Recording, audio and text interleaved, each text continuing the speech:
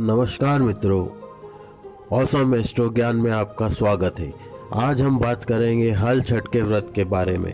सनातन धर्म में भाद्रपद कृष्ण पक्ष की षष्ठी तिथि का विशेष महत्व माना जाता है। इस दिन हल छठ का व्रत किया जाता है, जिस दिन बलराम भगवान की जयंती भी मनाई जाती है। यह पर्व जन्माष्टमी के 2 दिन पहले मनाया जाता है। मान्यताओं के अनुसार इस दिन भगवान श्री कृष्ण के बड़े भाई बलराम जी का जन्म हुआ था, इसलिए इस दिन को बलराम जी की पूजा भी की जाती है। कहते हैं जो महिलाएं सच्चे मन से ये व्रत रखती हैं उनकी संतान को दीर्घायु की प्राप्ति होती है। आइए अब जानते हैं हल छठ की पूजा विधि के बारे में। सबसे पहले जानते हैं कि हल छठ की पूजा में क्या क्या सामग्री लगती है। हल छठ की पूजा में भैंस का दूध, घी, दही और गोबर लगता है। इसके बाद महुए का फल, फूल और पत्ते लगते हैं। इसमें ज्वार की धानी, एपण और मिट्टी के छोटे कुल्हड़ लगते हैं। जिसके बाद देवली छेवली, तालाब में उगा हुआ चावल जिसे हम मोरधन भी कहते हैं, वह लगता है। उसके बाद भुना हुआ चना, घी में भुना हुआ महुआ, लाल चंदन, मिट्टी का दीपक, 7 प्रकार के अनाज, धान का लाजा, हल्दी, नया वस्त्र, जनेऊ और कुश लगते हैं। अब हम जानते हैं हल छठ व्रत की विधि के बारे में। हल छठ व्रत में सुबह जल्दी उठकर स्नान करने के बाद व्रत का संकल्प लेना चाहिए। आमतौर पर यह व्रत पुत्रवती स्त्रियां ही करती हैं। इस दिन माताएं अपने पुत्रों की रक्षा और अच्छे स्वास्थ्य की कामना के लिए व्रत रखती हैं। इस व्रत में बलराम जी के साथ साथ हल की भी पूजा की जाती है। कहते हैं इस दिन हल से जोता और बोया हुआ अन्न को ग्रहण नहीं करना चाहिए। इस दिन कोई सब्जी भी नहीं खाई जाती है। इस दिन भैंस के दूध का ही सेवन किया जाता है। यह व्रत निराहार रखने का ही विधान है। व्रत की विधान पूजा के बाद महिलाएं भैंस के दूध से बने दही और महुआ को पलाश के पत्ते पर रखकर खाती है। इस तरह से इस व्रत का समापन होता है। कहते हैं इस व्रत को रखने से धन, ऐश्वर्य आदि की प्राप्ति होती है। अब जानते हैं इस व्रत की पूजा विधि। हल छठ वाले दिन सुबह जल्दी उठकर महुए की दातुन से दांत साफ कर लें। इसके बाद स्नान आदि से निवृत्त होकर व्रत का संकल्प लें। इसके बाद पूजा घर में भैंस के गोबर से दीवार पर छठ माता का चित्र बना लें।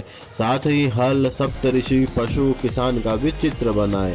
अब घर में तैयार एपण से इन सभी की पूजन करें। फिर चौकी पर एक कलश रखें। इसके बाद भगवान गणेश और माता पार्वती की प्रतिमा को स्थापित करें और उनकी विधि पूर्वक पूजा करें। इसके बाद एक मिट्टी के कुल्हड़ में ज्वार की धानी और महुआ भरें। इसके बाद एक मट्टी में देवली छेवली रखें। फिर हल छठ माता की पूजा करें। इसके बाद कुल्हड़ और मटकी की विधि विधान से पूजा करें। फिर 7 तरह के अनाज जैसे गेहूं, मक्का, जौ, अरहर, मूंग और धान चढ़ाएं। इसके बाद धूल से भुने हुए चने चढ़ाएं। फिर आभूषण और हल्दी से रंगा हुआ वस्त्र भी चढ़ाएं। फिर भैंस के दूध से बने मक्खन से हवन करें। अंत में छठ की कथा पढ़ें और माता पार्वती की आरती उतारें। पूजा स्थान पर भी बैठकर महुए के पत्ते पर महुए का फल और भैंस के दूध से निर्मित दही का सेवन करें। ध्यान रहे कि इस दिन बिना हल से जुते हुए खाद्य पदार्थ ही खाए जाते हैं। हल छठ का महत्व यह है कि हल छठ व्रत करने से महिलाएं अपनी संतान की लंबी उम्र को प्राप्त करती हैं और उनका सुखी जीवन होता है। ऐसी मान्यता है कि इस व्रत को करने से संतान के जीवन के सारे कष्ट दूर हो जाते हैं। आइए अब हम लोग हल छठ की कथा सुनते हैं। प्राचीन काल में एक ग्वालिन थी। उसका प्रसव काल अत्यंत निकट था। एक ओर वह प्रसव से व्याकुल थी तो दूसरी ओर उसका मन गोरस, दूध, दही बेचने में लगा हुआ था। उसने सोचा कि यदि प्रसव हो गया तो गोरस यूं ही पड़ा रह जाएगा। यह सोचकर उसने दूध दही के घड़े सिर पर रखे और बेचने के लिए चल दी। किंतु कुछ दूर पहुंचने पर उसे असहनीय प्रसव पीड़ा हुई। वह एक झरबेरी की ओट में चली गई और वहां एक बच्चे को जन्म दिया। वह बच्चे को वहीं छोड़कर पास के गांव में दूध दही बेचने चले गई। संयोग से उस दिन हल छठी का व्रत था। गाय भैंस से मिश्रित दूध को केवल भैंस का दूध बताकर उसने सीधे साधे गांव वालों में बेच दिया। उधर जिस झरबेरी के नीचे उसने बच्चे को छोड़ा था उसके समीप ही खेत में एक किसान हल जोत रहा था। अचानक उसके बेल भड़क उठे और हल का फल शरीर में घुसने से वह बालक मर गया। इस घटना से किसान बहुत दुखी हुआ, फिर भी उसने हिम्मत और धैर्य से काम लिया। उसने झरबेरी के कांटों से ही बच्चों के चिरे हुए पेट में टाँके लगाए और उसे वहीं छोड़कर चला गया। कुछ देर बाद ग्वालिन दूध बेचकर वहां आ पहुंची। बच्चे को ऐसी दशा में देखकर उसे समझते हुए देर नहीं लगी कि यह सब उसके पापों की ही सजा है। वह सोचने लगी कि यदि मैंने झूठ बोलकर गाय का दूध न बेचा होता और गांव की स्त्रियों को धर्मभ्रष्ट न किया होता तो मेरे बच्चे की यह दशा नहीं होती।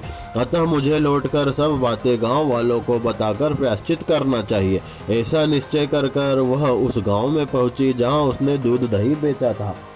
वह गली में घूम घूम कर अपने करतूत और उसके फलस्वरूप मिले दंड का बखान करने लगी। तब स्त्रियों ने स्वधर्म रक्षात और उस पर रहम खाकर उसे क्षमा कर दिया और आशीर्वाद दिया।